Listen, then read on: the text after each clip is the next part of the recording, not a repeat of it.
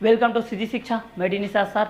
जैसा कि आज हम लोग देखने वाले हैं क्लास 8 का मैथमेटिक्स का 7 चैप्टर, जिसमें हम लोग देखेंगे अनुक्रमानुपाती एवं व्युत्क्रमानुपाती वितरण। क्लियर। तो अभी तक हम लोगों ने क्लास 8 का 6 चैप्टर कंप्लीट कर लिया है। ये आपका 7 चैप्टर चल रहा है अनुक्रमानुपाती एवं व्युत्क्रमानुपाती वितरण में। तो चलिए इस मैथमेटिक्स में हम लोग देखते हैं कि वास्तव में अनुक्रमानुपाती वितरण क्या होता है, व्युत्क्रमानुपाती वितरण क्या होता है। तो चलिए इसका हम लोग डिस्कस करते हैं। इससे पहले आप लोगों ने सांख्यिकी के बारे में पढ़ा, जिसमें सांख्यिकी में हम लोग समांतर माध्य क्या होता है, और प्रीवियस वीडियो हम लोग समांतर माध्य उस चैप्टर को हम लोग क्लियर किया। समांतर माध्य क्या होती है, प्रायिकता क्या होती है, औसत मान क्या होता है, बहुलक क्या होता है, माध्यिक सम के लिए क्या होता है, विषम के लिए क्या होता है। क्लियर। तो चलिए आज न्यू चैप्टर के साथ मिलते हैं हम लोग। चलिए तो आज का जो है अनुक्रमानुपाती व्युत्क्रमानुपाती वितरण के लिए देखते हैं। तो चलिए फर्स्ट यहाँ पर हम लोग देखते हैं अनुक्रमानुपाती वितरण। चलिए पहला है आप लोगों का अनुक्रमानुपाती वितरण।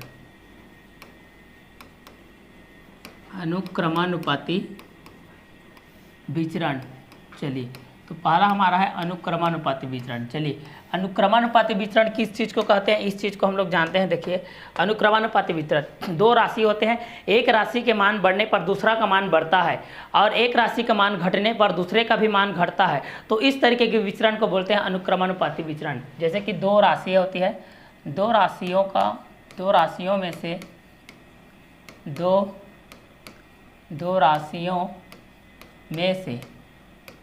दो राशियों में से एक राशि का मान बढ़ने पर एक राशि का मान बढ़ने पर दूसरे राशि का मान बढ़े, दूसरे राशि का मान बढ़े तथा एक राशि का मान घटने पर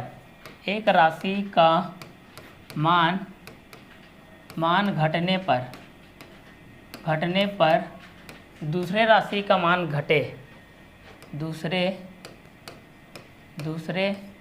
राशि का मान घटे तो उसे अनुक्रमानुपाती विचरण कहते हैं। अनुक्रमानुपाती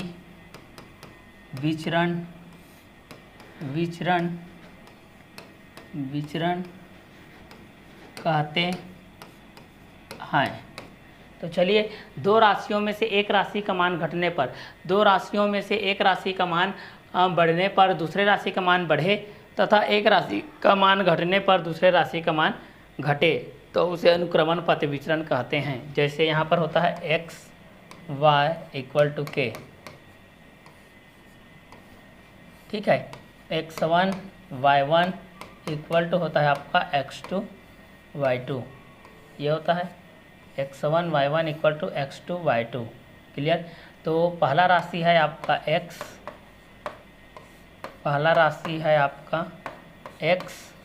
और दूसरा राशि है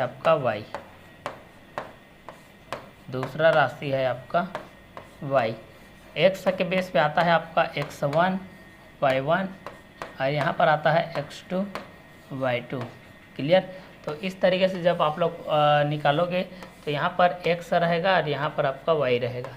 तो यहाँ पर आपका x1 रहेगा और यहाँ पर आप लोगों का x2 रहेगा, यहाँ पर आपका y1 रहेगा, यहाँ पर आपका y2 रहेगा। तो चलिए इस बीच में हम लोग इस चीज़ को देखते हैं। जब अनुक्रमानुपाती विचरण होती है तो दो राशियों के बीच में, ठीक है, दो राशियों के बीच में इस तरीके का संबंध होता है कि एक राशि का मान बढ़ने पर दूसरे राशि का मान बढ़े तथा एक राशि का मान घटने पर दूसरे राशि का मान घटे तो उसको हम लोग बोलते हैं अनुक्रमानुपाती विचरण कहते हैं। एक्स वाई इक्वल टू के होता है, जहाँ पर के एक अनुपातिक नियतांक है,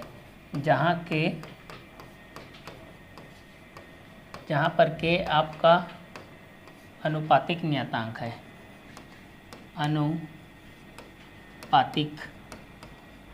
अनुपातिक नियतांक है,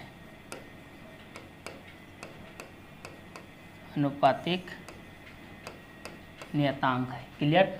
तो दो राशियों में इस तरीके का संबंध रहता है कि एक राशि का मान बढ़ता है तो दूसरी राशि का मान भी बढ़ता है, और एक राशि का मान घटता है तो दूसरी राशि का मान भी घटता है, तो उसे अनुक्रमानुपाती विचरण कहते हैं। जहाँ एक्स वाई इंटू के, जहाँ पर के एक अनुपातिक नियतांक है, x1y1 इक्वल टू x2y2 पहला राशि दूसरा राशि। तो चलिए ये रहा आप लोगों का अनुक्रमानुपाती विचरण। दूसरा देखते हैं भाई हम लोग व्युत्क्रमानुपाती विचरण को देखते हैं। दूसरा हम लोग क्या देखते हैं, व्युत्क्रमानुपाती विचरण देखते हैं। चलिए तो दूसरा हम लोग देखते हैं व्युत्क्रमानुपाती विचरण। दूसरा हम लोग क्या देखते हैं, व्युत्क्रमानुपाती विचरण को देखते हैं। वास्तव में ये व्युत्क्रमानुपाती विचरण किस तरीके से होता है, इस चीज़ को हम लोग यहाँ पर कवर अप करके देखते हैं। चलिए तो व्युत्क्रमानुपाती विचरण आपका किस तरीके से है, इस चीज़ को अभी हम लोग यहाँ पर कवर करने वाले हैं कि वास्तव में ये जो व्युत्क्रमानुपाती विचरण होता है वो किस तरीके से होता है। ठीक है, इस व्युत्क्रमानुपाती विचरण के अंतर्गत हम लोगों का जो राशि होता है वह किस प्रकार से डिफरेंट टाइप के होता है, इस चीज़ को भी हम लोग यहाँ पर कवर करेंगे, और आगे के चीज़ को भी हम लोग यहाँ पर 1 बाय 1 करके कवर करते जाएंगे। तो चलिए वास्तव में ये अनुक्रमानुपाती जिस तरीके से एक राशि का मान घटा तो दूसरे का घट गया, उसी प्रकार आप लोगों का दूसरे का बढ़ा तो पहले का भी बढ़ गया, एक का घटता है तो दूसरे का भी आप लोगों का घटता है, और एक का बढ़ता है तो दूसरे का भी बढ़ता है, तो उसको हम लोग अनुक्रमानुपाती विचरण कहते हैं।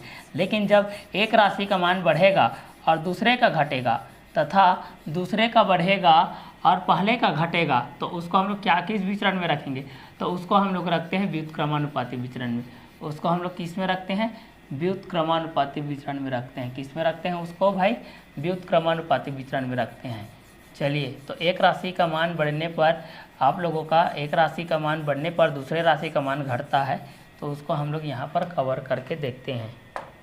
चलिए यहाँ देखते हैं एक राशि का मान बढ़ता है भाई। चलिए तो यहाँ पर हम लोग देखते हैं व्युत्क्रमानुपाती विचरण को। व्युत्क्रमानुपाती विचरण, व्युत्क्रमानुपाती विचरण, व्युत्क्रमानुपाती विचरण। एक राशि का मान बढ़ने पर, एक राशि का मान बढ़ने पर दूसरे राशि का मान घटता है। दूसरे राशि का मान घटता है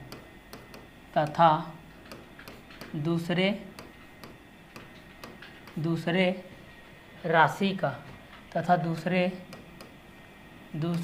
राशि का मान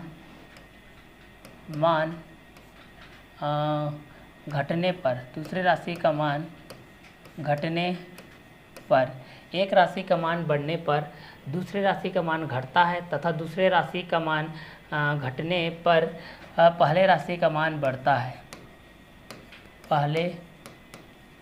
पहले राशि का मान बढ़ता है। तो इस प्रकार के विचरण को,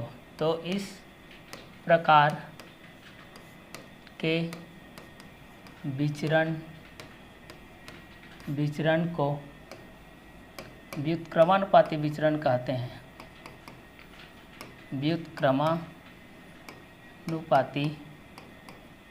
व्युत्क्रमानुपाती विचरण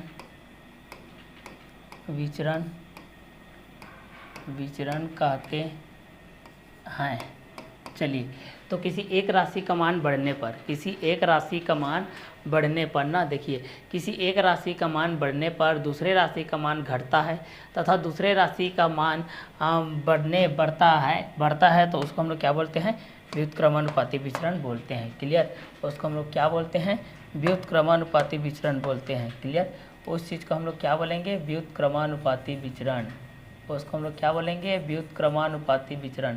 क्लियर, उस चीज़ को हम लोग बोलते हैं व्युत्क्रमानुपाती विचरण। चलिए तो ये था आप लोगों का व्युत्क्रमानुपाती विचरण। ये व्युत्क्रमानुपाती विचरण को हम लोग पढ़ लिए। वास्तव में व्युत्क्रमानुपाती विचरण क्या होता है ये आप लोग जान गए। एक राशि का मान बढ़ने पर दूसरे राशि का मान क्या होता है, घटता है, और दूसरे राशि का मान बढ़ने पर आपका पहले राशि का मान क्या होता है, घटता है तो इस चीज़ को हम लोग बोलते हैं व्युत्क्रमानुपाती विचरण। चलिए इसके जो गणितीय अवधारणाएँ होती है वो इस तरीके से होती है, जैसे कि यहाँ पर आप लोगों को क्या होता है x by Y equal to होता है आपका k, मतलब x1 bye y1 equal to k होता है और x2 bye y2 equal to होता है आपका k, इस तरीके से। क्लियर? तो व्युत्क्रमानुपाती वितरण के अंतर्गत आप लोगों का ये चीज़ है जिसमें आप लोग इस चीज़ को देख रहे हैं। क्लियर? तो ये है आप लोगों का व्युत्क्रमानुपाती विचरण। व्युत्क्रमानुपाती विचरण में आप लोग इस चीज़ को देख चुके हैं। तो हम लोग दो चीज़ पढ़ रहे हैं, पहला अनुक्रमानुपाती विचरण, दूसरा व्युत्क्रमानुपाती विचरण। एक राशि का मान बढ़ने पर दूसरे का घटे भाई और दूसरे का घटने पर पहले वाले का बढ़े भाई, तो उसको व्युत्क्रमानुपाती विचरण। लेकिन एक राशि का मान बढ़ने पर दूसरा भी बढ़े और पहला राशि का मान घटने पर दूसरा भी घटे, तो उसको हम लोग बोलते हैं अनुक्रमानुपाती विचरण। तो चलिए आज का ये हमारा जो बेसिक कॉन्सेप्ट था इतने में आप लोगों का क्लियर हो जाता है। चलिए अब इस लेसन का एक्सरसाइज की तरफ हम लोग मूव करते हैं कि वास्तव में एक्सरसाइज में इससे रिलेटेड कितने आप लोगों का क्वेश्चन है, वो क्वेश्चन किस टाइप से, इस चीज़ को हम लोग यहाँ पर कवर अप करते हैं। तो चलिए एक्सरसाइज की तरफ हम लोग मूव करते हैं। तो वास्तव में एक्सरसाइज क्या होता है, तो चलिए हमारा जो फर्स्ट एक्सरसाइज है 7.1। क्लियर? तो चलिए एक्सरसाइज 7.1 में हम लोग देखते हैं, नीचे दी गई किन सारणियों में एक्स और वाई अनुक्रमानुपात में विचरण करते हैं, स्थिरांक का मान ज्ञात कीजिए। स्थिरांक का मान ज्ञात करना है। तो चलिए इसमें स्थिरांक का वैल्यू ज्ञात करते हैं भाई। चलिए इसमें स्थिरांक का वैल्यू हम लोग ज्ञात करते हैं, सॉल्व करते हैं। इस स्थिरांक के का वैल्यू कितना हो जाएगा भाई, के का वैल्यू कितना हो जाएगा, एक्स बाय वाई हो जाएगा। चलिए कटा देते हैं भाई, यहाँ से 7/21 हो जाएगा ये, तो 7 1 जा 7, 7 3 जा 21, 1/3 आ गया। ये हो जाएगा 9/27 हो जाएगा, 9 1 जा 9, 9 3 जा 27, 1/3 आ गया। चलिए तीसरा को देखते हैं भाई, 13/39, 13 1 जा 13, 13 3 जा 39, 1/3 आ गया। चलिए नेक्स्ट को देखते हैं 21/63, तो 21 1 जा 21, 23 3 जा 163, तो 1/3 आ गया। नेक्स्ट 25/75 है भाई, तो 25 1 जा 25, 25 3 जा 75, 1/3 आ गया भाई। उसके बाद क्या है 30/90 है भाई, तो 0 0 से कट ऑफ हो गया भाई, 3 1 जा 3, 3 3 जा 9, 1/3 आ गया। नाउ 41/123, 41 1 जा 41, 41 3 जा 123, ये भी 1/3 हो गया। तो सभी देखिए सभी का स्थिरांक वैल्यू 1/3 1/3 1/3 1/3 आ रहा है। तो ये क्या है आप लोगों के अनुक्रमानुपाती वितरण में करते हैं, ये आपका अनुक्रमानुपाती वितरण में कर रहा है। ये आपका देखिए, तो नीचे दी गई किन सारणियों में एक्स और वाई अनुक्रमानुपात में विचरण करते हैं, स्थिरांक का वैल्यू भी ज्ञात कीजिए। तो ये हो गया, ये था आप लोगों का क्वेश्चन नंबर फर्स्ट का आंसर। चलिए सेकंड क्वेश्चन की तरफ मूव करते हैं। सेकंड क्वेश्चन है हमारे पास, चलिए यहाँ पर भी देखते हैं। सेकंड के लिए हम लोग सॉल्व करते हैं भाई। यहाँ भी स्थिरांक क्या होता है, K equal to X by Y होता है, एक्स बाय वाई। तो यहाँ पर कितना हो जाएगा 2.5/2.5 इक्वल टू कटेगा तो 1 आएगा भाई। इसका भी 7.5/7.5 है, ये भी कटेगा तो 1 आएगा। अगला क्या है आपका 11 है, तो 11/11 कट ऑफ होगा तो ये भी आपका 1 आएगा, इसका भी आंसर 1 आएगा। उसके बाद क्या है 17.5/17.5, इसका भी कटेगा तो कितना आएगा भाई 1 आएगा। उसके बाद ये है 19/19, ये भी कटेगा तो कितना आ जाएगा 1 आ जाएगा। ये रहेगा आपका आंसर। तो ये भी देखिए समान है, एक का मान बढ़ रहा है दूसरे का बढ़ रहा है, एक घटा है दूसरे का, ठीक है। तो इस तरीके से ये हो गया आप लोगों का क्वेश्चन नंबर सेकेंड। चलिए नेक्स्ट क्वेश्चन की तरफ मूव करते हैं। नेक्स्ट क्वेश्चन है question number third. Question number third में क्या बोल रहा है इस चीज़ को देखते हैं। क्वेश्चन नंबर थर्ड में इसमें भी हम लोग सॉल्व करते हैं।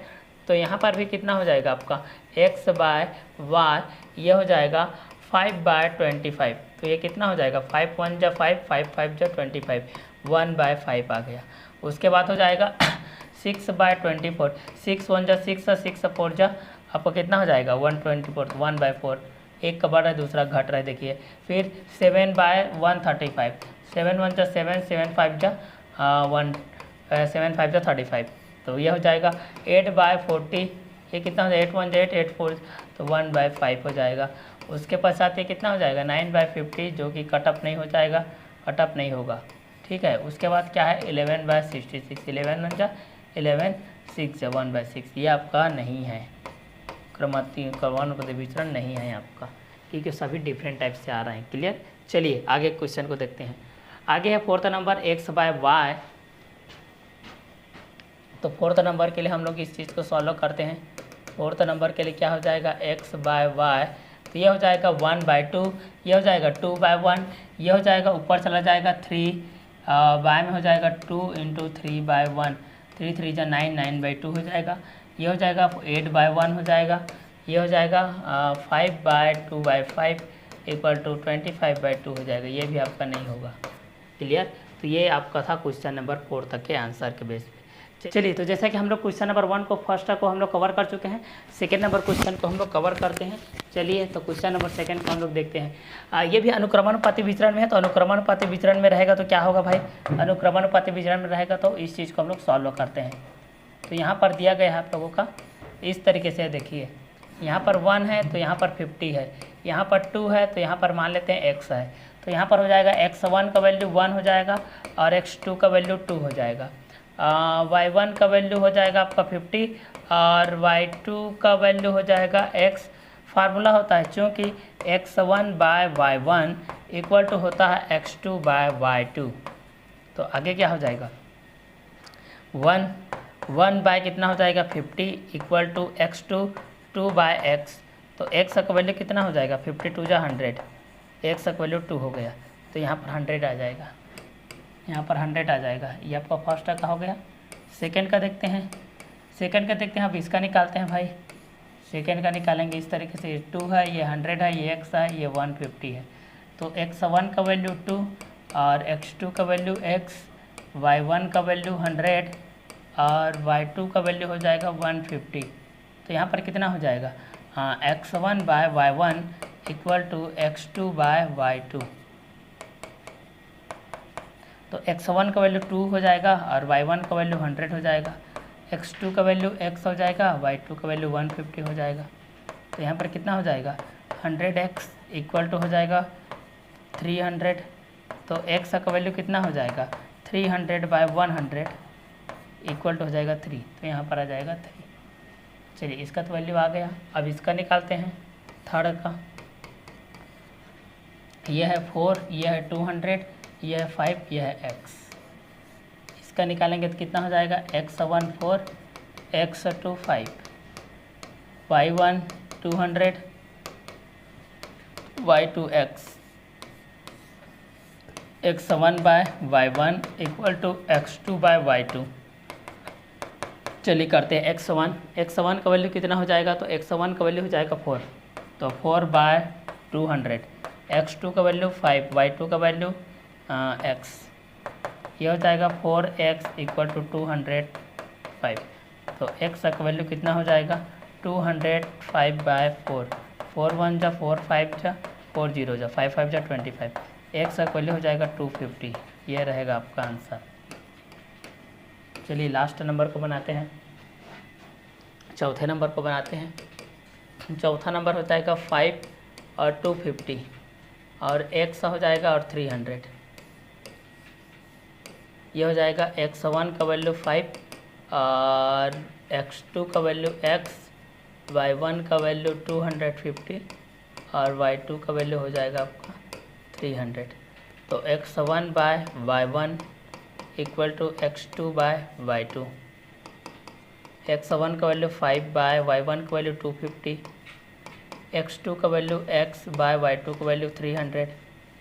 तो यहाँ पर कितना हो जाएगा, x का वैल्यू हो जाएगा 300 × 5/250, 5 एक कम 5 6 25, 5 एक कम 5, 5 6 30, x का वैल्यू आ जाएगा 6। तो यहाँ पर आ जाएगा आपका 6। ये रहेगा आपका आंसर। ये था क्वेश्चन नंबर 2 का आंसर। जब निम्नांकित अनुक्रमानुपाती वितरण सारणी में रिक्त स्थानों की पूर्ति कीजिए में दिया गया था, तो मजदूरों की संख्या 1 2 3 4 5 6, तो मजदूरों की संख्या आपको इस तरीके से दिया गया था। चलिए नेक्स्ट क्वेश्चन की तरफ मूव करते हैं। नेक्स्ट क्वेश्चन है, निम्नांकित सारणी में x और y अनुक्रमानुपाती वितरण करते हैं तो स्थिरांक k का मान ज्ञात कीजिए। स्थिरांक k का वैल्यू ज्ञात करते हैं, तो चलिए यहीं से सॉल्व कर लेते हैं भाई। SOLVE.solve x/y तो 2/14 हो जाएगा, 2 1 जा 2, 2 7 जा 14, 4/28 हो जाएगा, 4 1 जा 4, 4 7 जा 28, 8/56 हो जाएगा, 8 1 जा 8 और 8 7 जा 56, 16/112 हो जाएगा, 16 1 जा 16, 16 7 जा 112, 32/224 हो जाएगा, 32 1 जा 32, 32 7 जा 174। ये रहेगा आपका स्थिरांक के का वैल्यू। ये था आप लोगों का क्वेश्चन नंबर 3। चलिए नेक्स्ट क्वेश्चन की तरफ मूव करते हैं। एक कार 3 घंटे में 600 किलोमीटर चलती है। एक कार है जो 3 घंटे में 600 किलोमीटर चलती है, तो 5 घंटे में कितनी दूरी चलेगी? तो 1 घंटे में वो 200 किलोमीटर चलेगा। भाई ऐसे ही आपको निकालोगे, सॉल्व भी नहीं किया फिर भी 1 घंटे में कितना चलेगा? 200 किलोमीटर। 2 घंटे में 400 किलोमीटर, 3 घंटे में 600 किलोमीटर। उसी प्रकार 5 घंटे में कितना चलेगा? 1000 किलोमीटर चलेगा। आप तो आंसर ऐसे ही जान गए, लेकिन उसको गणितीय रूप में कैसा सॉल्व करेंगे इस चीज़ को देखने हैं। तो चलिए इसके लिए मेंशन करते हैं, सभी कॉपी में नोट करने चाहिए। सॉल्व पहला किलोमीटर, 2 कॉलम पर नहीं है, पहला किलोमीटर का, दूसरा घंटा का। 1 किलोमीटर का है, 1 घंटे का है। पहला 600 किलोमीटर में कितना घंटे में चलता है भाई? 3 घंटे में। तो 5 घंटे में कितना चलेगा भाई? तो 100 चलेगा भाई। चलिए तो चलिए पहला x1 का वैल्यू 600, x2 का वैल्यू x, y1 का वैल्यू 3, y2 का वैल्यू 5। चलिए आगे हम लोग सॉल्व करते हैं। तो x1/y1 होता है और x2 बाय क्या होता है? y2 होता है। तो चलिए कितना हो जाएगा? x1 का वैल्यू हो जाएगा 600, y1 का वैल्यू कितना है? 3 इंटू x2 का वैल्यू x, y2 का वैल्यू 5। तो कितना हो जाएगा ये? 3x इक्वल टू हो जाएगा 600 इंटू 5। तो यहाँ पर हो जाएगा x का वैल्यू हो जाएगा 600 इंटू 5/3। 3 1 जा 3, 3 2 जा 6, 3 0 जा 0, 3 0 जा 0 और 5 2 जा 10, 1000। x का वैल्यू कितना आ गया? 1000 किलोमीटर। ठीक है, तो 5 घंटा में कितना चलेगा? 1000 किलोमीटर चलेगा। तो सर्वप्रथम इसको आपको कार बनाना है। अगर दूरी के साथ है तो दूरी का बनाइए, समय के साथ, किलोमीटर तो किलोमीटर। तो एक कार 3 घंटे में 600 किलोमीटर चलती है, तो 5 घंटे में कितनी दूरी चलेगी? तो आप लोगों का कितना हो गया? किलोमीटर 600 हो गया और किलोमीटर 100 हो गया। 600 किलोमीटर में 3 घंटा लगता है, तो 100 किलोमीटर में 5 घंटा लगेगा। चलिए नेक्स्ट क्वेश्चन देखते हैं। यदि एक सरवाई अनुक्रमण पाथ में विचरण करते हैं, निम्नलिखित सारणी में रिक्त स्थानों की पूर्ति कीजिए। रिक्त स्थानों की चलिए भाई पूर्ति कर लेते हैं यार, क्या दिक्कत है। ठीक है, तो चलिए पहला है, यहाँ पर कितना दिया है? 4 और 10 दिया है, यहाँ पर 24, यहाँ पर x दिया है। चलिए इस चीज़ को पूरा कर लेते हैं। x1 का वैल्यू है 4 और x2 का वैल्यू है 24, y1 का वैल्यू है आपका 10 और y2 का वैल्यू है आपका x। तो यहाँ पर होता है x1/y1 equal to x2/y2। x1 का वैल्यू है 4, 4/10 इक्वल टू 24/x। तो 4x इक्वल टू हो जाएगा 240, x तक वैल्यू हो जाएगा 240/4, 4 1 जा 4 6 जा 4 0 जा 60 आ जाएगा। यहाँ पर कितना हो जाएगा? 60। ये आपका फर्स्ट का हो गया, इतना आपका फर्स्ट है। ठीक है, यहाँ तक फर्स्ट है। अब यहाँ से यहाँ तक आपका सेकेंड है। चलिए तो यहाँ पर हो जाएगा 24, 60, x और यहाँ पर हो जाएगा 70। इस चीज़ को सॉल्व करते हैं दूसरा को। चलिए तो ये हो जाएगा x1 का वैल्यू कितना हो जाएगा? 24, x2 का वैल्यू x, y1 का वैल्यू 60 और y2 का वैल्यू हो जाएगा 70। तो यहाँ पर हो जाएगा x1/y1 इक्वल टू x2/y2। तो x1 का वैल्यू कितना हो जाएगा? 24 बाय y1 का वैल्यू 60, x2 का वैल्यू कितना हो जाएगा? x बाय y2 का वैल्यू 70। चलिए तो यहाँ पर हो जाएगा 60x इंटू 24 इंटू हो जाएगा 70। चलिए कटाते हैं, तो x का वैल्यू कितना हो जाएगा? x का वैल्यू हो जाएगा 24 इंटू 70/60। 0 0 से कटेगा, 6 1 जा 6, 6 4 जा 24। तो कितना हो जाएगा? 7 चौक 28। ये रहेगा आपका आंसर। तो यहाँ गया 28। चलिए अब थर्ड के लिए सॉल्व करते हैं। थर्ड के लिए सॉल्व करते हैं। ये आपका 28 है, यहाँ पर 70, यहाँ पर 90, तो इसको मान लेते हैं x। तो यहाँ पर कितना आ जाएगा? 28, 70, 90 और यहाँ पर x हो जाएगा। x1 का वैल्यू 28, x2 का वैल्यू x, y1 का वैल्यू हो जाएगा 70, y2 का वैल्यू हो जाएगा 90। तो यहाँ पर कितना हो जाएगा x1 y1 equal to x2 y2। चलिए तो x1 का कितना हो जाएगा 21 बाय 70 हो जाएगा। x2 कितना है x बाय 90 हो जाएगा। तो चलिए 70x इक्वल टू हो जाएगा 28 इंटू 70। तो यहाँ पर कितना हो जाएगा x का वैल्यू कितना हो जाएगा 28 into 70 bye 70, sorry 70x 28 into 90 है ना, ये 90 है, ये भी आपका 90 0 0 से कटेगा। 7 एकम 7, 7 चौक 28, 9 चौक 36, ये रहेगा आपका आंसर। तो यहाँ जाएगा 36। चलिए एक और बच गए, यहाँ पर 36 आ गया। अब यहाँ के लिए निकालते हैं तो ये हो जाएगा 36, ये हो जाएगा 90, ये हो जाएगा 44, ये हो जाएगा x1 y1 sorry x2 y1 y2। तो यहाँ हो जाएगा x1 बाय y1 बराबर x2 बाय y2। तो यह हो जाएगा 36/90 बराबर 44/x। तो 36x बराबर हो जाएगा 44 गुणित 90। तो x का वैल्यू हो जाएगा 44 गुणित 90/36। क्लियर। तो ये हो जाएगा 18 दूनी 36, 18 पंचे 90, 2 एकम 2, 2 दूनी 4, 2 दूनी 4, 22 पंचे 110। ये रहेगा आपका आंसर। इस चीज़ को आप फाइंड आउट करोगे। क्लियर। तो चलिए इस चीज़ को लिखते हैं। तो पहला, यदि x और y अनुक्रमण पात में विचरण करते नहीं लिखे सारणी में रिक्त स्थानों की पूर्ति कीजिए। तो x हो गया, y हो गया। तो x और y के बेस में 4 10 24 60 हो गया, 28 60 36 90 ये हो गया। चौथे नंबर को देखते हैं। चलिए चौथा नंबर क्या आ जाएगा आप लोगों का। तो चलिए चौथा नंबर को देखते हैं हम लोग। चौथा नंबर है 44 52 110। 44 52 110 44 52 110 x, ये है 44 52 110 x। तो चलिए यहाँ पर हो जाएगा x1 का वैल्यू हो जाएगा 44 और x2 का वैल्यू कितना हो जाएगा 52, y1 का वैल्यू 110, y2 का वैल्यू x। इसको बोलते हैं x1 x2, इसको बोलते हैं y1 y2। ये ऐसा चलता है। ठीक है। तो चलिए वैल्यू को पुट करते हैं सूत्र में, जो कि x1 bye y1 x2 bye y2।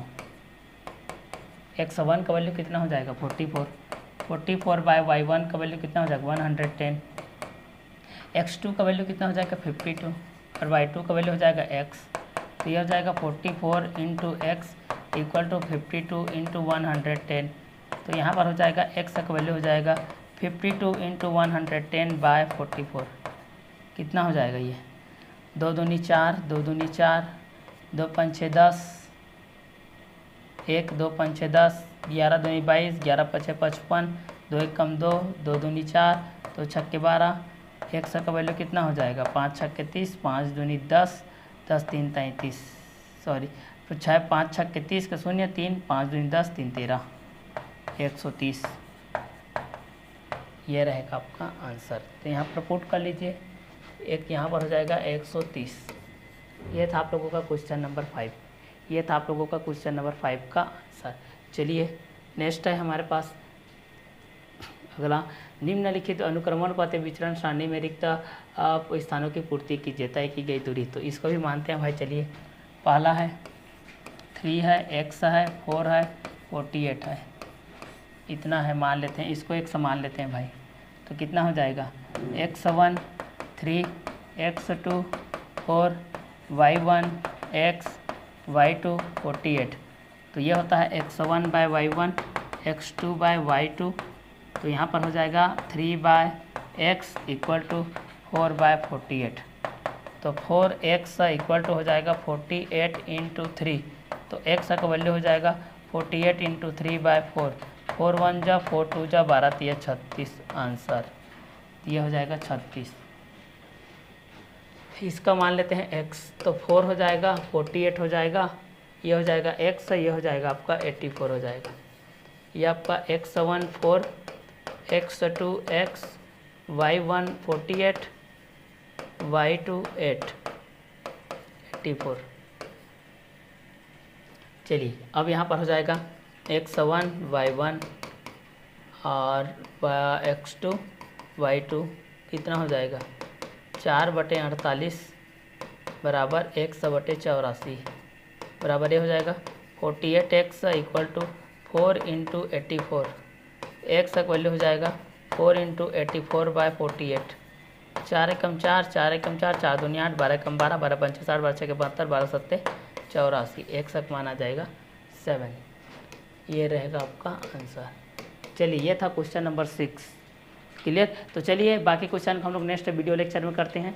Next content को क्वेश्चन नंबर 7 से लेकर के आगे के क्वेश्चन को जो कि व्युत्क्रमानुपाती विचरण से रिलेटेड है।